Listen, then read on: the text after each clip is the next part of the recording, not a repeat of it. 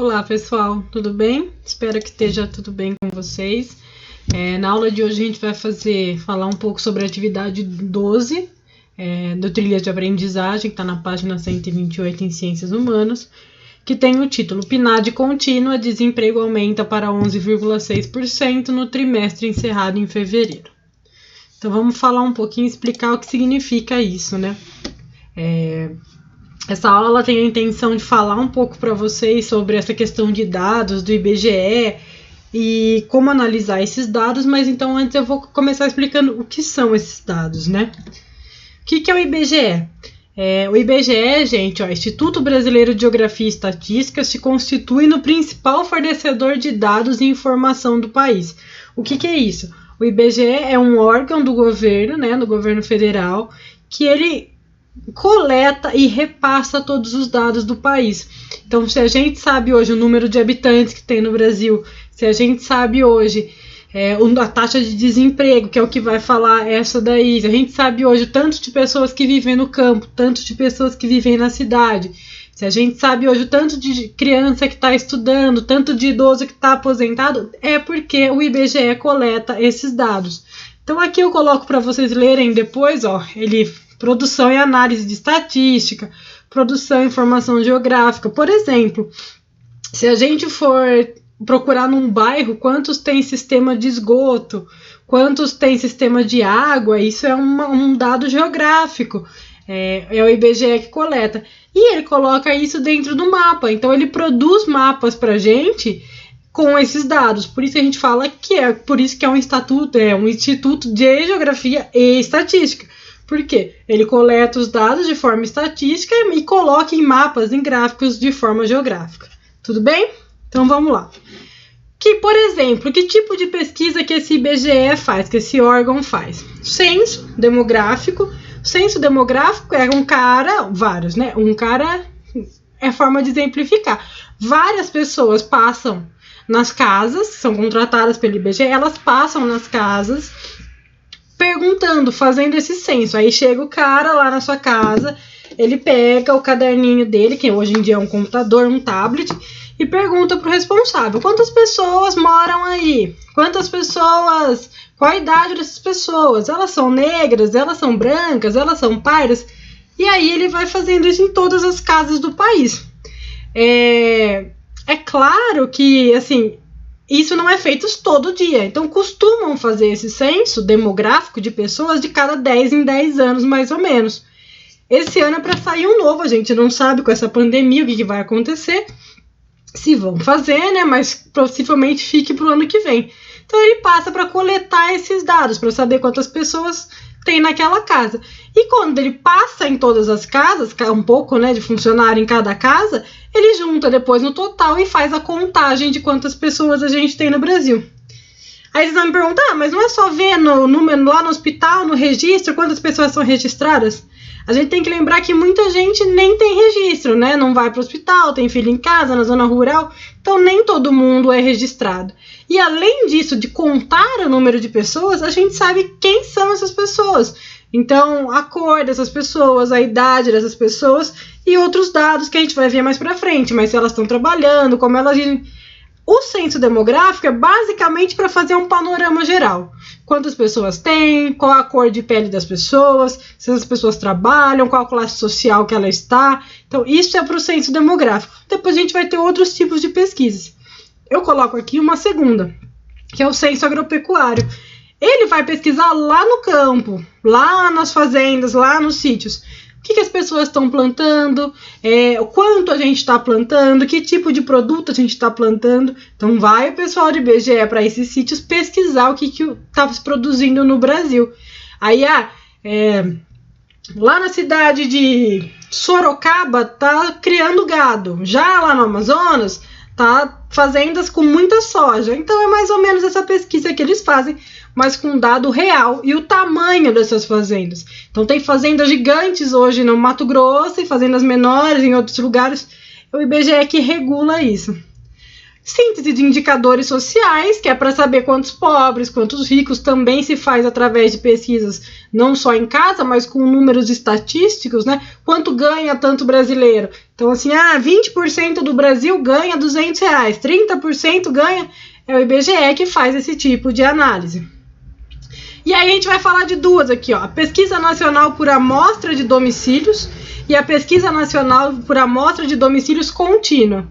A amostra, como eu falei para vocês, não dá para o IBGE fazer uma pesquisa todo ano com todas as casas. Então ele faz uma amostra, ele pega, vamos supor assim, que o Brasil tem 100 casas, é lógico que é muito mais, mas vamos supor que o Brasil tem 100 casas. Dessas 100 casas que o Brasil tem, ele vai pesquisar 10, porque 10 ele consegue fazer rapidamente todo ano. Então ele quer saber, vamos supor, a cor da população. Ele não tem como pesquisar nas 100 casas todo ano. Então ele vai lá nas 10 e vê mais ou menos essa amostra quanto faz parte. Como assim?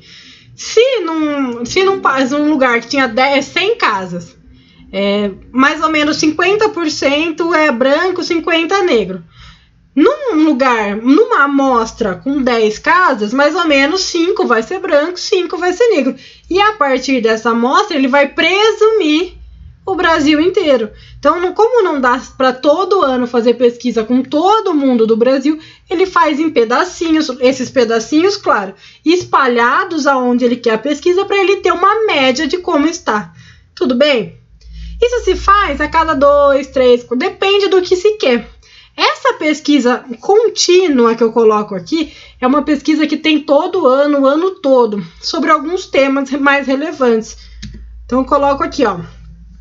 É para acompanhar algumas mudanças que acontecem a cada 3 meses, mudanças rápidas, de curto, médio a longo prazo de trabalho, principalmente. Então, como assim? Hoje a gente está no mês de maio, a gente está meio perdido já nesses dias, mas a gente está em maio. E a gente está tendo uma crise do coronavírus, então provavelmente muita gente perdeu o emprego. Se ele for pesquisar hoje, vamos supor que a gente vai ter 10 pessoas desempregadas. Talvez, se ele for pesquisar em novembro, isso já vai ter mudado, ter mais ou ter menos. Então, essa é um tipo de pesquisa que sempre muda. Então, ela tem que estar sendo feita o tempo todo. Costuma ser a cada 3 meses para acompanhar essa questão de trabalho, de desemprego. Então, a taxa de desemprego, ela varia muito num ano todo. No começo do ano, você pode ter 11 milhões de desempregados no Brasil. Agora, se você for pesquisar com essa crise, você já deve ter 15. Então, ela vai mudando muito. Com essa pandemia acontecendo, essas pesquisas estão sendo feitas no telefone. Então, pode acontecer que alguém da sua casa, na sua casa, liguem. Como eu expliquei para vocês, é uma amostra, então nem todas as casas vão ser pesquisadas, mas pode acontecer da sua. Se a sua casa alguma vez já recebeu alguma pesquisa, vocês já atenderam alguma coisa ou lá fora ou no telefone, então vale pensar por que serve essa pesquisa, né? E aqui eu coloquei, então, por que elas são importantes? Para a cidade, estado ou país, saiba as condições da população em diversos temas. Então, vou dar exemplo para ficar mais fácil. Uma pesquisa ela pode coletar que, vamos supor, a cidade de São Paulo tem pouca coleta de esgoto nas casas. Então, muitas casas com pouca coleta, o esgoto vai direto para o rio, não tem um sistema. Para que ela serve, então? Então, eu descobri que São Paulo, 80% não tem esgoto. Ela serve para que a cidade possa fazer políticas públicas para implementar o sistema de esgoto. Outro exemplo, descobriram que numa cidade, no estado, tem um monte de criança sem estudar. Talvez ele tenha que construir mais escola. Então, esse dado vai mostrar onde que está errado e onde precisa melhorar. Um último exemplo que eu coloquei, muitos trabalhadores informais. O que é trabalhador informal? Gente que está trabalhando sem carteira de trabalho e direito trabalhista. O Brasil hoje tem muitos trabalhadores informais. Como a gente sabe? Fazendo essas pesquisas. Essa pesquisa através de telefone, através das casas, pegando dados dessas amostras. E aí, então a gente já sabe que a gente precisa criar políticas públicas para mudar essa questão dos trabalhadores.